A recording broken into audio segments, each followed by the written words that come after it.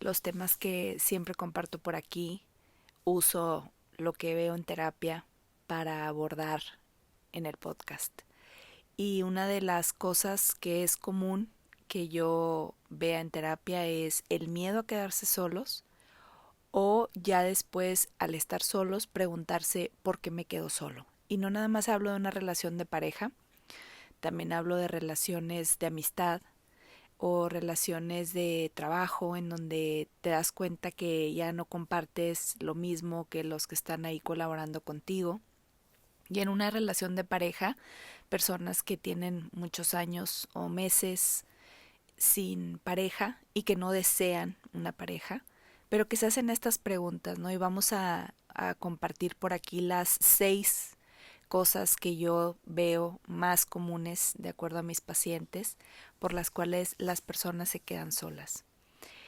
Hay un factor importante antes de abordar y el primero es que hay gente que elige estar sola, es decir, que desde muy jóvenes, desde o a cierta edad, viven alguna situación o les cuesta mucho como compartir o les cuesta mucho como esta ansiedad social o les cuesta mucho ser personas encargadas de ciertos aspectos de la vida de alguien más y entonces eligen por decisión propia vivir en soledad. Y entonces pasan los años y a veces se plantea, ¿no? De, oye, es que yo elegí no casarme, elegí no vivir en pareja, y sí pueden tener pareja, pero no viven con ella, o a veces tampoco tienen pareja. Y entonces en terapia abordamos esas dudas, esas preguntas que salen como, ¿qué hay de malo en mí? ¿O qué fue lo que pasó para que yo tomara esta decisión? Y muchas veces tiene que ver con nuestro transgeneracional, que vivieron a lo mejor tus papás, relaciones muy conflictivas, relaciones tóxicas, relaciones de violencia. Y entonces, si en la infancia tú creciste en un entorno en donde relacionarse con otros seres humanos era pesado, era complejo, era complicado, la solución biológica que tú vas a querer resolver va a decir, no tengo pareja. Eso es lo más fácil, ¿no? Aparentemente. Pero desgraciadamente vivimos, desgraciadamente para hacer esta lógica, no porque sea una desgracia, pero vivimos en una sociedad, vivimos en un mundo con personas, con otros seres humanos y siempre vamos a estar compartiendo ya sea un café, un espacio, el súper, el banco, el trabajo y entonces creo que en el fondo esa solución pues no es totalmente eficiente y entonces pues empiezas a chocar, ¿no? Con todas las relaciones.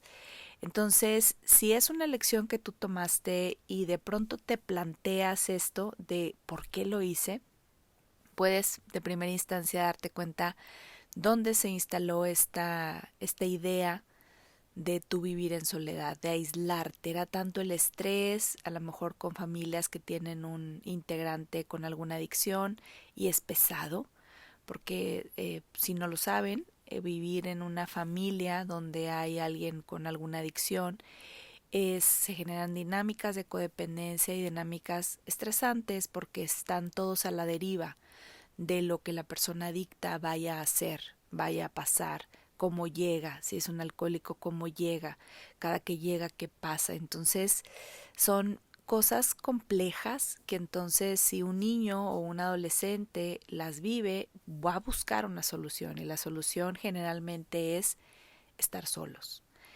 Esa es la primera de las 6 que vamos a compartir el día de hoy. La segunda son creencias. Básicamente las elecciones también provienen de creencias, pero vamos a abordar creencias que son muy comunes que yo escucho aquí en terapia. Creencias que también se instalan en la infancia, en donde vamos a suponer que la mamá se la pasa diciendo que todos los hombres son muy sucios o que todos los hombres ponen el cuerno o que o que vivir en pareja es muy complicado o que vivir en pareja no vale la pena o que y entonces imagínense que el niño o el adolescente o la niña o la adolescente se va llenando de esa información que no cuestiona, que no interroga, que no indaga, que no pone en duda, sino simplemente la toma como una afirmación. Entonces, en la adultez, ya cuando vienen a terapia de, oye, siempre estoy solo, quiero estar en pareja, pero hay un impedimento, algo pasa y que no puedo saber qué es, y entonces empezamos a indagar, ¿no? Y siempre nos vamos al sistema de creencias. Primero, obviamente, veo el transgeneracional, pregunto, hago algunas preguntas en donde la persona tiene que indagar y ver si en su árbol hay situaciones de estas para saber que hay unas sugestiones ahí. Y después nos vamos a las creencias. Y en las creencias encontramos casi siempre estas sugestiones que están por ahí, ¿no? Y entonces es como empezar a profundizar en ellas, cuestionarlas. Si tu interés es querer vivir con una pareja, ¿no? Es importante decir, oye, ¿por qué me quedo solo? Porque al final del día me quedo solo. Pues porque hay un sistema de creencias que se activa y como un mecanismo de supervivencia automático, y entonces me aíslo o aparentemente me aíslan o aparentemente yo no encajo y entonces me empiezo a quedar solo. El tercer punto es las personas que son muy inflexibles. La inflexibilidad yo me he dado cuenta que proviene casi siempre, cuando me lo permiten indagar en la infancia, me doy cuenta que son personas que los papás no generaron una buena autoridad y no pusieron tantos límites y reglas, y entonces estas personas siempre se hicieron las cosas a su manera. Entonces creces y entonces es como que te cuesta mucho hacer las cosas de la manera como los demás lo hacen. Entonces es difícil la convivencia, es difícil estar con alguien porque hay una inflexibilidad que te impide cambiar. Entonces casi siempre si están en pareja las personas inflexibles eligen a alguien con baja autoestima para que puedan ellos siempre decidir y que siempre se haga a su manera, ¿no? Pero imagínense un inflexible con una persona con una autoestima suficiente, no hay manera, porque la persona con alta autoestima o con estima suficiente va a querer hacer las cosas a su manera y entonces se va a topar con pared con las personas inflexibles, ¿no? La inflexibilidad se trabaja en terapia, claro que sí. Una vez que tú decidas y digas y que puedas reconocer de hay una inflexibilidad en mi vida, o sea, cada vez que me dicen que a las 8 y luego y llegan todos a las 9 y yo me enojo porque llegan tarde, ahí es no están saliendo las cosas como yo quiero que salgan. O si quedaron de ir a algún lugar a comer, o si quedaron de ir a un lugar, y entonces empiezas a aislarte porque crees, y obviamente siempre hay sistema de creencias, pero la inflexibilidad es lo que está impidiendo que tú puedas relacionarte con todo tipo de gente, ¿no? Entonces, ¿qué vamos a empezar a trabajar, por ejemplo, en terapia con las personas inflexibles? Ser flexibles, empezar a permitir que las otras personas también opinen, que si llegan tarde no pasa nada, que si dicen que van a un lugar y a la mera hora cambian. Acordémonos que siempre estamos en resonancia, y esto es algo profundo, pero estamos siempre en resonancia con lo que estamos necesitando. Y si estamos atrayendo amistades o relaciones de pareja en las cuales no llegan a tiempo, cambian los planes de último momento, mueven mucho las cosas de cómo están, pareciera claramente que la vida me está diciendo que tengo que trabajar mi flexibilidad. Es muy maravilloso cuando las personas se dan cuenta y deciden agarrar el toro por los cuernos, ¿no? Y realmente abrir su mente para decir, es cierto, necesito trabajar la flexibilidad y necesito acomodarme a cómo la vida me vaya presentando estas situaciones. Cuarto, falta de tolerancia ante los errores o las faltas. Son los perfeccionistas, por así decirlo, que son personas que quieren las cosas muy perfectas y hay un error de vez en cuando y hay algo que no salió tal cual como se tenía planeado y pareciera que va con la inflexibilidad, pero no. Aquí la falta de tolerancia es la paciencia. Es como si la persona fuera muy impaciente y quiere que la cosa sea en el momento que quiere.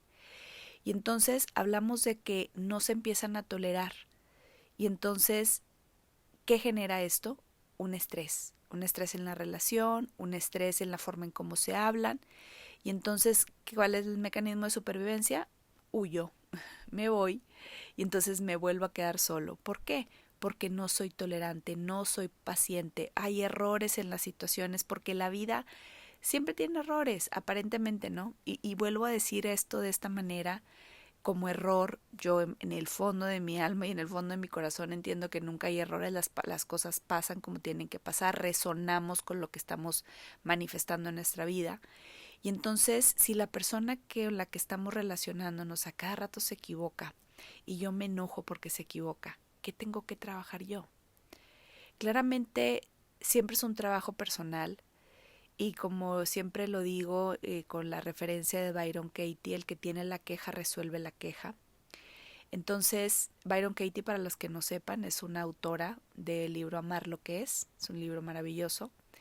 Y en sus capítulos ella siempre menciona el que tiene la queja resuelve la queja, ¿no? Entonces, esta falta de tolerancia hace que nos quedemos solos.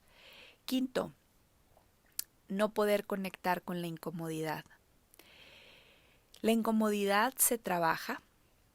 Ahorita les voy a contar qué cosa estoy haciendo para ponerme muy incómoda. Yo he aprendido con el paso de los años que la vida no se trata de estar cómodos, y sí podemos estar cómodos, pero cuando nosotros mismos nos le metemos incomodidad adrede a la vida, cuando hay momentos de paz y tranquilidad, los disfrutamos doblemente.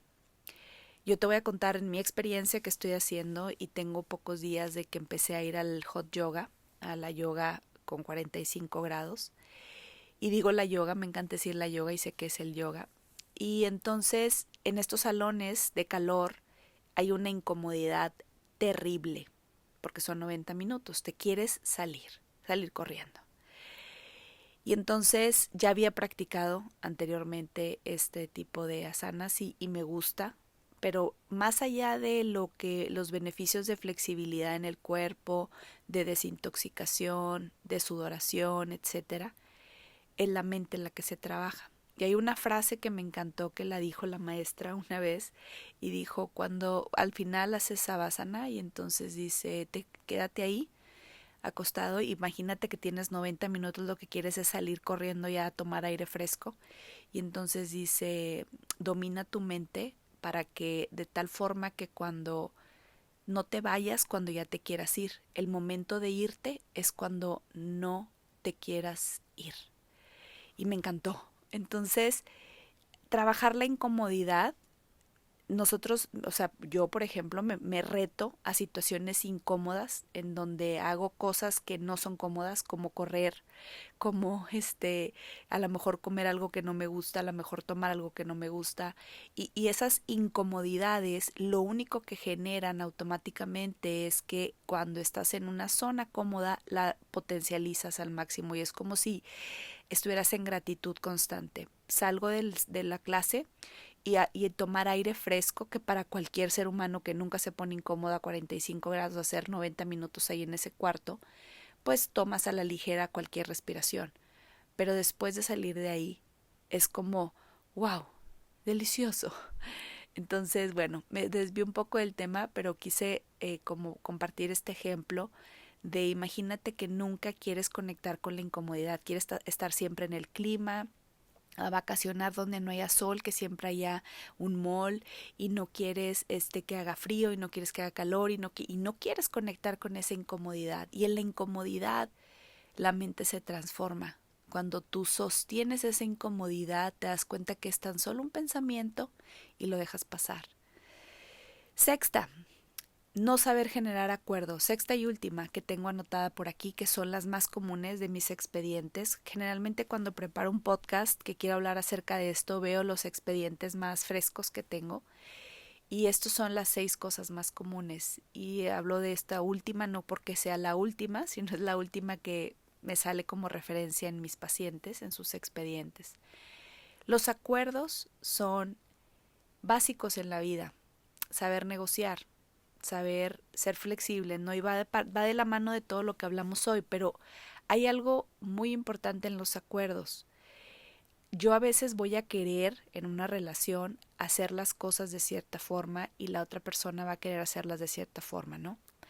Y si queremos seguirnos relacionando, las dos partes tenemos que estar de acuerdo para ver si podemos avanzar en nuestra relación y para ver si yo puedo con eso, ¿no?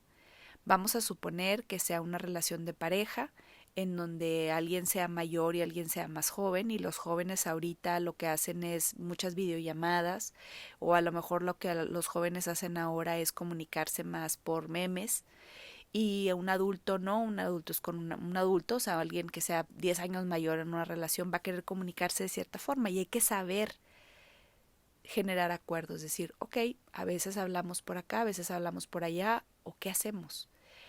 Está negociada y la he compartido varias veces en algunos episodios, tiene que ser un ganar-ganar. Así que si tú sientes que te estás aislando, que te estás quedando solo, que tienes tiempo de que no te aislaste, o que tienes tiempo que no tienes una relación y estás como con estas dudas, yo te invito a que explores estas 6 razones de las que hablamos hoy. Ve a terapia si sientes que lo necesitas trabajar, pero si una de estas te resonó, que esa sea el motivo de consulta para que vayas y aterrices en eso. Entonces, si vamos a suponer que tú digas, me brincó la de incomodidad, fue la que me resonó, ok, ¿qué tengo que hacer? Ponerme incómodo. Para cuando llegue una relación, o para cuando yo esté en una relación, cuando emerja una situación incómoda, yo la pueda vivir tranquilamente. Voy a detectar que hay incomodidad porque voy a querer que la otra persona haga lo que yo quiero que haga, y después voy a sostener que tan solo es un pensamiento, la otra persona puede hacer las cosas como él quiere, no significa nada, y empiezo a trabajar en mi mente. Así que bueno, como siempre, todos estos episodios de podcast son con la intención de que tú descubras algo, que algo resuene en tu mente, para que luego tú lo abordes con un profesional de la salud mental, que vayas con una idea clara de algo que te resonó. No es con la intención de que te revuelvas más, al contrario, es que obtengas esta claridad, contestes en tu interior con esas dudas que a veces no contestas y que luego generan ansiedad.